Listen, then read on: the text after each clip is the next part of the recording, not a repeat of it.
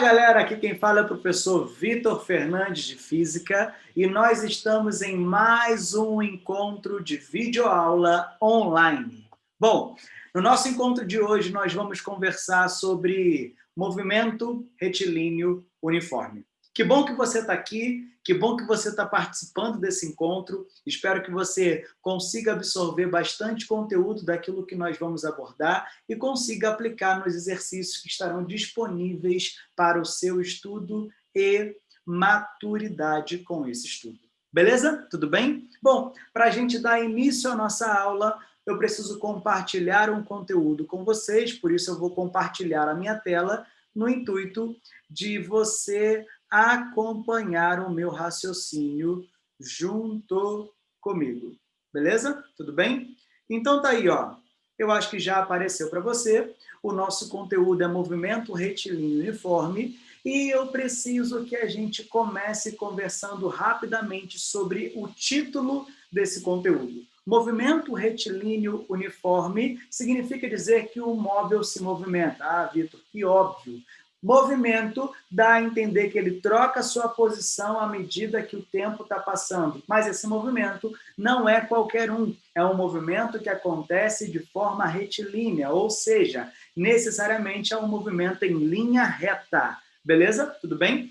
O nome uniforme significa dizer que ele só tem uma forma, ou seja, esse movimento é aquele em que o móvel sempre tem o mesmo deslocamento no mesmo intervalo de tempo. Agora, se ele tem sempre o mesmo deslocamento no mesmo intervalo de tempo, eu posso afirmar que uma das condições para que esse movimento exista é que a sua velocidade seja constante. Agora, para essa velocidade ser constante, meu querido, necessariamente a aceleração, que é a grandeza responsável por mudança de velocidade, tem que ser nula. Belezinha? Tudo bem? Maneiro? Uma das representações, eu coloquei na sua tela exatamente para que você criasse maturidade com essa exemplificação. Uma das representações que eu preciso que você compreenda é exatamente essa que está aí na minha página, indicando que o móvel teria o mesmo deslocamento ΔS nos mesmos intervalos de tempo ΔT. Se ele sempre tem o mesmo deslocamento ΔS no mesmo intervalo de tempo ΔT, ele tem a sua velocidade constante. Se eu viro para você então e falo assim, ó, um móvel tem movimento retilíneo uniforme com velocidade de 5 metros por segundo. O que você entende com essa perspectiva? Que a cada 1 segundo esse cara está andando sempre 5 metros. Ou seja, se ele parte da posição 0, em 1 segundo ele está na posição 5. Em 2 segundos, 10. Em 3 segundos, 15. E daí por diante. É por isso que nós falamos sobre um elemento ou sobre uma equação que representa a posição do móvel sobre cada instante de tempo argumentado. Essa equação é função horária da posição, que você conhece carinhosamente como sorvete. S de sorvete. Belezinha? Tudo bem? Tá, Vitor, só que essa equação não tem muita aplicabilidade na nossa prova não, né, Vitor? Na verdade, eu preciso que você entenda que no vestibular em si, a aplicação desse conceito está mais relacionado com uma proposta de questões de vestibular que tratam do conceito de ponto de encontro. É muito importante que você entenda que para existir esse ponto de encontro é necessário que esses móveis estejam assumindo ao final de cada trajetória a mesma posição. Por isso que eu falo que a condição crucial para o ponto de encontro é que a posição final de um dos móveis seja exatamente igual à posição final do outro móvel. Não há possibilidade de nós nos encontrarmos, eu estando em Goiás, você estando na Bahia, suponha. Beleza? Para que nós nos encontrássemos, é necessário que nós estejamos assumindo exatamente a mesma posição. Agora, da onde que veio essa posição final? Exatamente da equação de cima, da posição, da função horária da posição no movimento retilíneo uniforme. Ou seja, a posição final do A é, na verdade, a posição inicial do A mais a velocidade do A vezes o tempo. A posição final do B é a posição inicial do B mais a velocidade do B vezes o tempo. Isso para uma condição de encontro entre esses corpos. Bom, no meu exemplo seguinte, eu viro para você e falo que o móvel A se movimenta com uma velocidade de 5 metros por segundo e o móvel B se movimenta com uma velocidade de 3 metros por segundo. Eu não sei quando, nem sei onde eles vão se encontrar, mas certeza eles vão se encontrar. Como que você tem essa certeza, Vitor? Porque, de fato, eles estão indo um de encontro ao outro. Então, em algum determinado momento, eles vão passar um pelo outro exatamente na posição do encontro. Beleza? Tudo bem? Agora, para eu determinar em que instante de tempo eles se encontram, eu preciso aplicar essa equação do encontro que foi desenvolvida um pouco mais acima. Beleza? Tudo bem? E quando eu vou aplicar essa equação do encontro, eu preciso me preocupar com o seguinte: quem seria a posição inicial do móvel A? Quem seria a posição inicial do móvel B? Eu preciso que você compreenda que o móvel A se encontra distante do móvel B numa distância de 40 metros. Mas eu não sei em que posição o móvel A se encontra, nem em que posição o móvel B se encontra. Por isso que nós vamos adotar um eixo de referência. Que eixo de referência é esse? A posição do móvel A vai ser 0, e como eles distam 40 metros, a posição do móvel B vai ser uma posição de 40 metros. Isso de acordo com o referencial adotado por mim. Diante dessa perspectiva, eu posso afirmar que a posição inicial do A é 0, a velocidade do A é 5, vezes o instante de encontro. A posição inicial do B é 40, e a velocidade do B para... Eu preciso chamar a sua atenção agora para o seguinte: quando você olha para o movimento do A, o A está saindo da posição 0 indo para a posição 40. Ele está aumentando a sua posição? Sim, por isso nós vamos falar que o seu movimento é progressivo. Admitiremos, então, a sua velocidade como sendo uma velocidade positiva. Em compensação, quando eu olho para o móvel B, ele está saindo da posição 40 indo para a posição 0. Ele está aumentando ou diminuindo a sua posição? Diminuindo. Então, esse movimento será classificado como movimento retrógrado. Belezinha? Tudo bem? E se é um movimento retrógrado, a sua velocidade é considerada como negativa. Por isso que eu vou colocar o menos 3. Beleza? Tudo bem? Virou uma equaçãozinha do primeiro grau. E aí, como é uma equação do primeiro grau, meu querido, é só colocar letra para um lado, número para o outro, e nós mataremos a questão afirmando que o tempo de encontro desses dois móveis, para esse exemplo, é um tempo de 5 segundos. Beleza? Em 5 segundos, eles admitirão a mesma posição. Ótimo. Admitindo essa ideia de ponto de encontro, eu preciso que você compreenda o seguinte: a relação entre a velocidade constante e a velocidade média. Quando nós estudamos velocidade média, nós vemos que essa velocidade média ela é calculada pela equação ΔS sobre ΔT. Beleza? Tudo bem? Se eu pergunto para você o que é velocidade média, é capaz de você nem me definir ela, mas você falar direta forma, ΔS sobre ΔT. Beleza? A minha avó saberia essa forma. Agora, o que eu preciso que você compreenda? A velocidade média, na verdade, é a média aritmética de todas as velocidades que um móvel pode admitir em um determinado percurso. Por exemplo, na BR eu posso colocar uma velocidade de 120 km por hora, mais hora eu posso colocar uma velocidade de 40 km por hora em função de uma fiscalização eletrônica. A média dessas velocidades seria o que eu chamo de velocidade média. Agora, se nessa BR eu andei o tempo todo com uma velocidade constante de 80 km por hora, tem como essa velocidade média ser diferente de 80 km por hora? Mas é óbvio que não, né, Vitor? Se você só anda a 80 km por hora, não tem como a velocidade média ser algo diferente de 80 km por hora. É por isso, meu amigo, que eu estou te falando que enquanto nós estivermos falando sobre um movimento retilíneo uniforme, a velocidade do móvel é a própria velocidade média. E é por esse motivo que eu posso usar a equação V igual a ΔS para utilização de um movimento retilíneo uniforme. Espera aí, Vitor. Então, se o movimento fosse outro, chamado movimento retilíneo uniformemente variado, essa equação já não poderia mais ser aplicada. Exatamente. Mas como é um movimento retilíneo uniforme, a velocidade do móvel é constante. E por ser uma velocidade constante, eu admito que ela será exatamente calculada pela velocidade média. Para que isso serve? Serve porque a aplicação da função horária da posição, que você está vendo nessa tela, não é muito dinâmica na hora do vestibular. Por isso que a gente olha para a aplicação dessa equação da velocidade média no caso de movimento retilíneo uniforme. Por exemplo, eu viro para você e numa questão bem atual, numa questão bem cotidiana, e falo que um móvel se encontra com velocidade de 72 km por hora. Mas em função de estar mexendo no celular, o motorista tem um tempo de reação após ter visto um obstáculo de 40 segundos. E a pergunta é, em qual distância ele começa a aplicar o freio? Ou qual foi o deslocamento que esse motorista teve até começar a desacelerar? Brother, enquanto ele está no tempo de reação, ele ainda não pisou no freio. Significa dizer que ele ainda está mantendo a mesma velocidade que ele admitia. Tudo bem até aqui? Diante disso, a sua velocidade permanece constante. Nós estamos falando de um movimento retilíneo uniforme. V igual a ΔS sobre ΔT, se encaixaria perfeitamente, então, nessa análise. A velocidade do móvel é de quanto?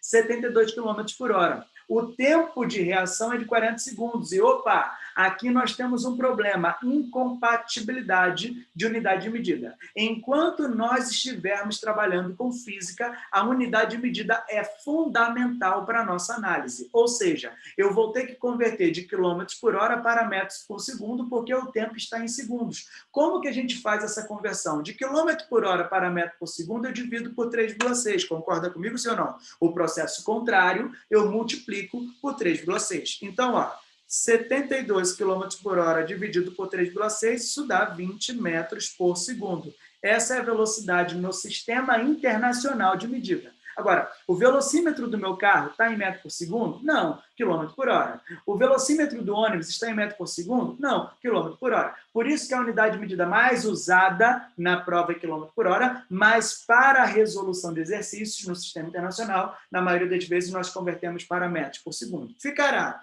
20 é igual ao deslocamento nesse tempo de reação de 40 segundos. Significa dizer que esse deslocamento é um deslocamento de 800 metros. Beleza, matamos a questão. Tudo bem? Significa dizer, então, que até começar a pisar no freio, esse motorista já andou 800 metros. Se tivesse que colidir, ele já colidiu, ó, há muito tempo, meu irmão. Bom, falado sobre isso, nós precisamos conversar sobre um ponto que é fundamental no nosso vestibular. Inclusive, é um ponto de apoio para resoluções de questões que são mais longas e tornam-se mais fáceis com a aplicação do conceito de velocidade relativa.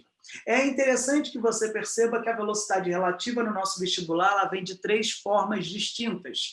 Móveis de mesma direção e mesmo sentido, móveis de mesma direção e sentidos opostos e móveis de mesma direções perpendiculares entre si. Beleza? Enquanto esses móveis estão na mesma direção e no mesmo sentido, a velocidade relativa entre eles será dada exatamente pela subtração das suas velocidades. Então, tem um móvel A, um móvel B, a velocidade relativa entre eles será exatamente a subtração da velocidade A menos a velocidade B, ou a velocidade B menos a velocidade A. Nós costumamos fazer sempre a maior menos a menor. Por exemplo, olha para cá. Aqui eu estou aplicando um exemplo para você, onde eu tenho um móvel A e um móvel B, que se movimentam com as seguintes velocidades. Móvel A com uma velocidade de 5 metros por segundo, móvel B com uma velocidade de 3 metros por segundo.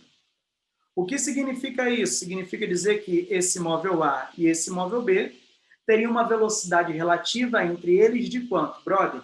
eu entendo que tanto A quanto B se movimentam na horizontal, mesma direção. E os dois estão indo para a direita, mesmo sentido. Significa dizer, então, que aqui eu teria uma velocidade relativa, que será velocidade do A menos a velocidade do B. Beleza? Tudo bem? Ficou, então, essa velocidade relativa é 2 metros por segundo. Tá, quando eu te dou esse resultado, o que eu estou querendo dizer? Eu, na verdade, estou afirmando assim, ó, o móvel B vê o móvel A chegando mais próximo a ele com uma velocidade não mais de 5, e sim de 2 metros por segundo. Afinal de contas, nós entendemos que na física tudo depende de um referencial. E quando eu trato de velocidade relativa, é a velocidade relativa de um móvel, é a velocidade de um móvel em relação a outro móvel, beleza? Por exemplo, para um observador no solo em repouso, o A está se movimentando com 5 metros por segundo, o B está se movimentando com 3 metros por segundo. Mas para o B, que está com 3 metros por segundo, o A chega para ele com uma velocidade de 2 metros por segundo. É como se o B tivesse parado e o A se aproximasse com essa velocidade de 2 metros por segundo. Mas isso só é aplicado quando os dois móveis estão na mesma direção e no mesmo sentido. Vitor, qual seria a segunda condição? Quando esses móveis estivessem na mesma direção, mas agora em sentidos opostos. E quando eles estiverem na mesma direção em sentidos opostos, a velocidade relativa entre eles, na verdade, vai ser a velocidade do A mais somada à velocidade do B. Belezinha? Tudo bem? Por exemplo, Vitor, me dá uma aplicação disso aí. Aqui, ó, eu tenho os dois móveis, A, B. O móvel A tem uma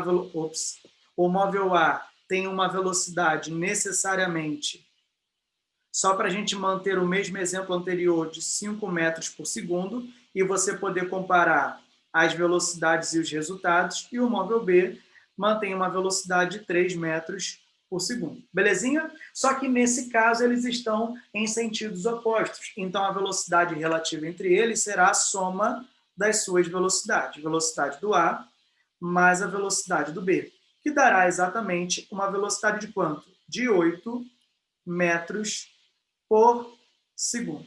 Belezinha? Então, na verdade, quando eu olho para esse segundo exemplo, esse segundo caso, é como se o B parasse e o A chegasse para ele com 8 metros por segundo. É como se o A parasse e o B chegasse para ele com 8 metros por segundo. É a velocidade de um em relação ao outro. De fato, o A ele anda 5 metros a cada segundo, o B ele anda 3 metros a cada segundo. O que nós estamos admitindo? Estamos admitindo que eles estão se aproximando numa fração de 8 metros a cada 1 segundo. Por isso que a velocidade relativa entre eles é exatamente de 8 metros por segundo. Beleza? Tudo bem? E quando que vai ser, Vitor, um movimento perpendicular? O movimento perpendicular acontece quando eles estão num ângulo de 90 graus de movimento. Por exemplo, um está se movimentando na horizontal, o outro está se movimentando na vertical, são movimentos perpendiculares entre si, e quando isso acontecer, a velocidade relativa será dada por um conceito chamado tio-pitch para os íntimos, mas também conhecida como Pitágoras. Beleza? A velocidade relativa ao quadrado é a velocidade do A elevado ao quadrado, mais a velocidade do B elevado ao quadrado. Um exemplo de aplicação disso seria exatamente o móvel A se movimentando com uma velocidade horizontal para a direita, um móvel B se movimentando com uma velocidade vertical para baixo, o móvel A com uma velocidade de 4 metros por segundo, o móvel B com uma velocidade de 3 metros por segundo, e a minha pergunta é exatamente com qual velocidade relativa eles se apresentarão. Beleza? Maneiro. Bom, diante disso, eu posso aplicar exatamente Pitágoras, velocidade relativa elevada ao quadrado, vai ser a velocidade do A elevado ao quadrado, 4 ao quadrado, mais a velocidade do B elevado ao quadrado, 3 ao quadrado. Beleza? Tudo bem? 4 ao quadrado, 16, 3 ao quadrado dá 9, 16 mais 9 deu 25, então a velocidade relativa ao quadrado vai ser igual a 25, ou seja, essa velocidade relativa, na verdade, vai ser de 5 metros por segundo. Obviamente, você já sabe, não precisávamos fazer isso, porque 4 e 3 formariam um triângulo chamado triângulo pitagórico, que terá como hipotenusa ou uma diagonal de 5, ou seja, uma velocidade relativa de 5 metros por segundo. Deixa o pai aqui tomar uma água. Belezinha. Preste atenção. Agora eu quero uma aplicação disso. Eu quero que faça sentido para você. Por que eu comecei falando que a velocidade relativa pode ser um ponto de facilitação na hora da sua resolução? Você lembra daquela questão de ponto de encontro que o A vinha com 5, o B vinha com 3 e eles estavam numa distância de 40? Agora eu não vou mais fazer sobre a óptica do ponto de encontro. Eu vou fazer através da ótica de velocidade relativa. Por exemplo, obviamente você entende que o A e o B aqui apresentam movimentos em sentidos opostos. Significa dizer que a velocidade relativa entre eles será uma velocidade de quanto? 8 metros por segundo. Eu coloquei os mesmos valores para que não exista dificuldade matemática e você se concentre no conceito físico. Beleza. Agora, o que eu estou admitindo quando eu falo que eles têm uma velocidade relativa de 8 metros por segundo? Estou admitindo aqui como se o B estivesse parado e o A fosse até o B com uma velocidade de 8 metros por segundo, porque eles precisam se aproximar nessa fração de 8 metros a cada um segundo. Mas por quê, Vitor? Misericórdia. Porque o B tem 3 metros a cada um segundo. O A tem 5 metros a cada um segundo. Então, em um segundo, cada um dos dois vai andar 3, 5, aproximaram-se 8. Então, a aproximação tem que ser na fração de 8 metros a cada um segundo. Fez sentido para você? Agora, quando eu trabalho com essa ideia de velocidade relativa, eu compreendo o seguinte, ó, com a velocidade relativa, eu vou pensar num deslocamento relativo do móvel A em um dado intervalo de tempo. Quem seria esse deslocamento relativo de A? Brother, a gente sabe que o A ele vai andar um tanto, o B vai andar um outro tanto, e no total eles andaram 40, para que eles possam se encontrar, sim ou não? Mas eu não vou pensar nesse tanto que o A andou, nesse tanto que o B andou, quando eu trabalho com a velocidade relativa. Eu só trabalho com o seguinte, eu admiti que o B estava parando e que o A tem que chegar até o B. Concorda comigo, sim ou não? Com qual velocidade? Qual? 8. Percorrendo, então, qual deslocamento para chegar até o B? Uai, 40. Se o B está considerado como parado, sim ou não? Isso me dá um intervalo de tempo, mais uma vez, de quanto?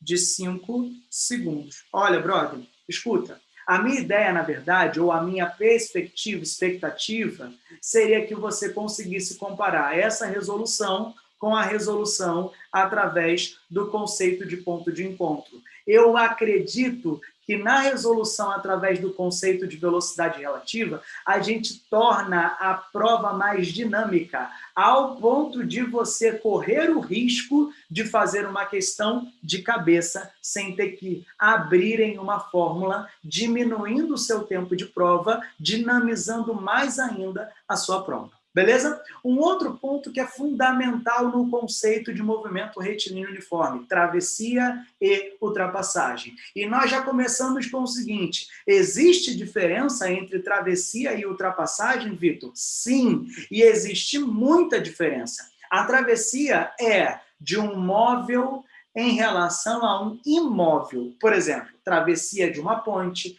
travessia de um túnel. A ultrapassagem é o movimento de um móvel em relação a outro móvel. Ultrapassagem de um caminhão, ultrapassagem de um ônibus em uma determinada rodovia. Beleza? Tudo bem? Nós vamos falar sobre cada um deles, mas no final das contas eu vou fazer como se fosse tudo igual. Beleza? Como assim, Vitor? Olha para mim, presta atenção.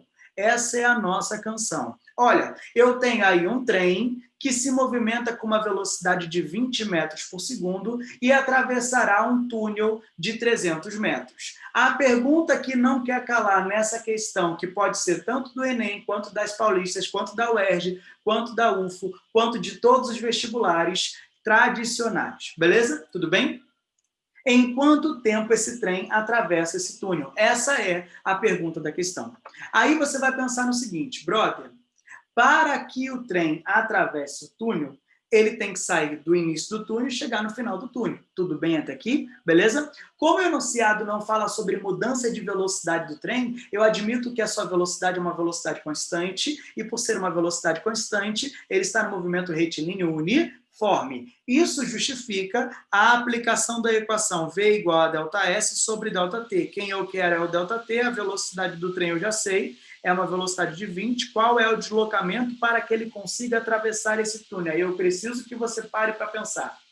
Toda a questão de travessia e ultrapassagem é uma questão que eu preciso parar para refletir sobre a característica do corpo. Como assim, Vitor? Esse corpo pode assumir duas características. Quais são? Ele pode ser uma partícula, também conhecida como ponto material, ou ele pode ser um corpo extenso. Quando que ele será uma partícula? Quando ele tiver dimensões desprezíveis, quando o enunciado não levar em conta o seu tamanho. Quando que ele será um corpo extenso? Quando o enunciado fizer questão de levar em conta as suas dimensões. Diante disso, a gente vai pensar assim, queridinhos. Olha para cá. Eu entendo que esse trem, em nenhum momento foi dito o seu tamanho. Estou o considerando, então, como partícula, ponto material. E se é um ponto material, para que ele atravesse um túnel, esse ponto só tem que sair daqui e vir para cá. Ou seja, o total de deslocamento que ele tem que percorrer é exatamente de 300 metros, me dando um tempo de travessia de 15 segundos. Mas essa questão se difere aqui, ó, porque nesse momento eu considero o tamanho desse trem, beleza? Tudo bem? E se eu estou considerando o tamanho do trem, eu estou colocando valores iguais para facilitar a nossa vida matemática. Mas se eu considero o tamanho do trem, eu estou considerando como corpo extenso e não mais como partícula. E se eu o considero como corpo extenso, eu preciso me preocupar com qual é o ponto nesse corpo que eu adotarei como referência na minha análise. De fato, para que esse trem consiga atravessar o túnel, a sua traseira tem que chegar ao final do túnel, ou seja, determinei qual é o meu ponto de referência. Eu entendo que essa traseira se movimentará com uma velocidade constante, que é a própria velocidade do trem, num deslocamento em um dado intervalo de tempo. A velocidade do trem continua sendo 20, o deslocamento agora da traseira do ponto que eu adotei como referencial nesse trem é um deslocamento de 320 metros em um dado intervalo de tempo que eu quero descobrir. Esse intervalo de tempo é um intervalo de tempo de 16 segundos. Vitor, eu tenho uma pergunta. Eu não deveria escolher os 20 metros do trem e depois mais 20 metros depois dele ter passado o túnel? Aí você adotaria dois eixos de referência, né? Você adotaria no início a traseira e depois você adotaria à frente do trem. E não pode, meu querido, você precisa sempre adotar exatamente o mesmo referencial nesse corpo para estudar o seu movimento. Beleza? Tudo bem? Saímos de uma questão de travessia e entraremos numa questão de ultrapassagem. Nessa questão de ultrapassagem, você pode verificar que eu tenho um carro se movimentando com uma velocidade de 20 metros por segundo e um ônibus se movimentando com uma velocidade de 15 metros por segundo. É a ultrapassagem porque os dois móveis estão em movimento. Beleza? Tudo bem? Agora, presta atenção. Essa ultrapassagem pode ser interpretada como travessia. Como, Vitor? Me fala, porque a travessia é muito mais fácil do que a ultrapassagem. Você vai fazer o conceito de velocidade relativa. Porque eu entendo assim, ó. Os dois móveis, tanto o carro quanto o ônibus, estão se movimentando na horizontal para a direita. Mesma direção, mesmo sentido. A velocidade relativa é a subtração das suas velocidades. Dando quanto? 5 metros por segundo. Mas no nosso combinado, quando nós utilizamos o conceito da velocidade relativa, nós adotamos aquele corpo de menor velocidade como se estivesse parado e o outro chegando até ele com o valor da velocidade relativa. Sim ou não? Beleza? Então, agora, se eu adoto esse ônibus como parado e admito o carro chegando a ele com uma velocidade de 5 metros por segundo, é como se o carro estivesse atravessando a ponte ônibus. Tudo bem? É como se o carro estivesse ultrapassando, atravessando a ponte ônibus. Porque agora eu determinei que com a velocidade relativa, esse ônibus estivesse parado. Beleza? Agora, com essa velocidade relativa, o veículo carro terá um deslocamento relativo em um dado intervalo de tempo. Beleza? Com qual velocidade ele se movimenta? 5. Qual o deslocamento relativo desse carro? Brother, se eu adotei o ônibus agora como se fosse uma ponte, um túnel, esse carro só tem que sair daqui e vir para cá. Por quê? Porque eu estou adotando esse carro com dimensão considerável ou com dimensão desprezível? Naquilo que foi enunciado pelo enunciado, em algum momento eu considerei o tamanho do carro? Não. Então, para mim, o carro é uma partícula. Então, esse ponto material só tem que sair da traseira do ônibus e ir para a frente do ônibus, andando 20 metros com uma velocidade relativa de 5 metros por segundo, em um dado intervalo de tempo que permitirá que esse tempo de ultrapassagem seja calculado em 4 metros por segundo. Escuta, escuta!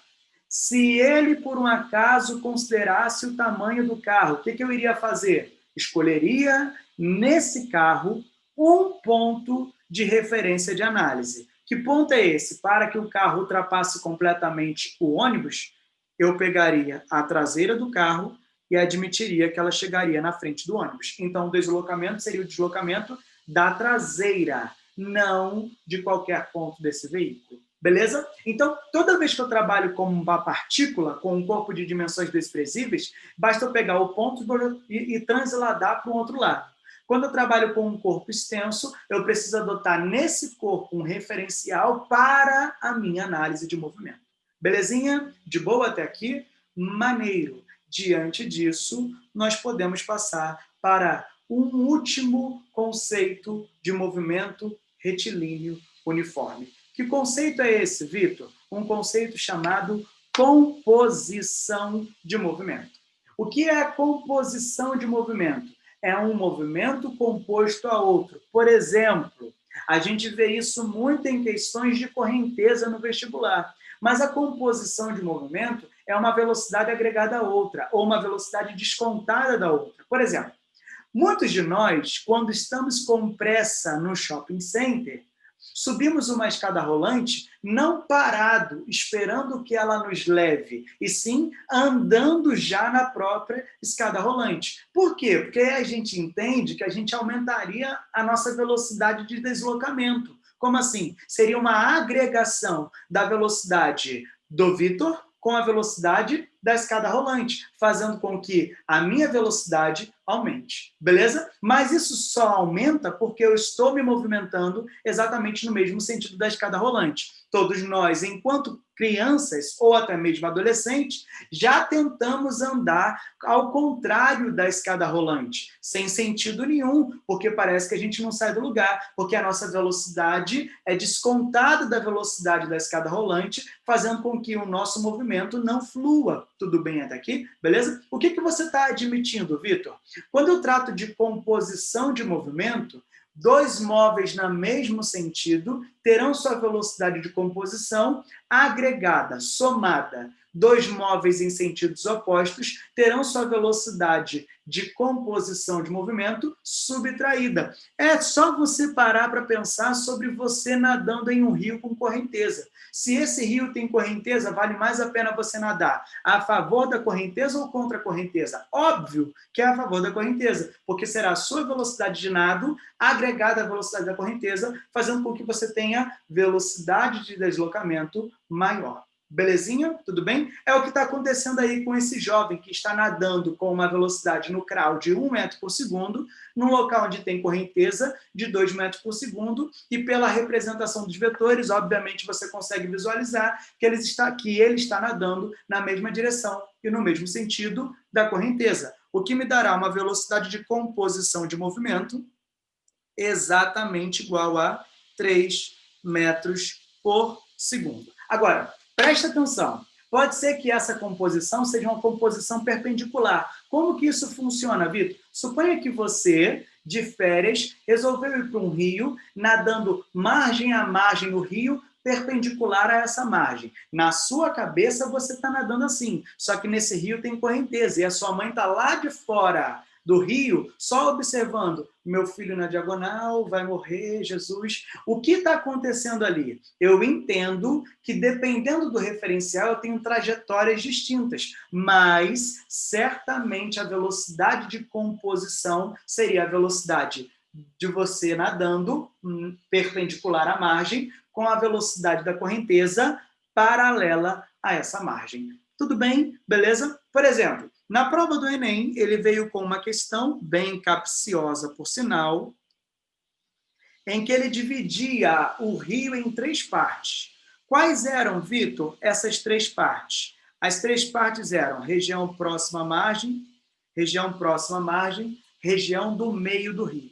Na região próxima à margem, eu tinha uma correnteza muito fraca. Correnteza muito fraca.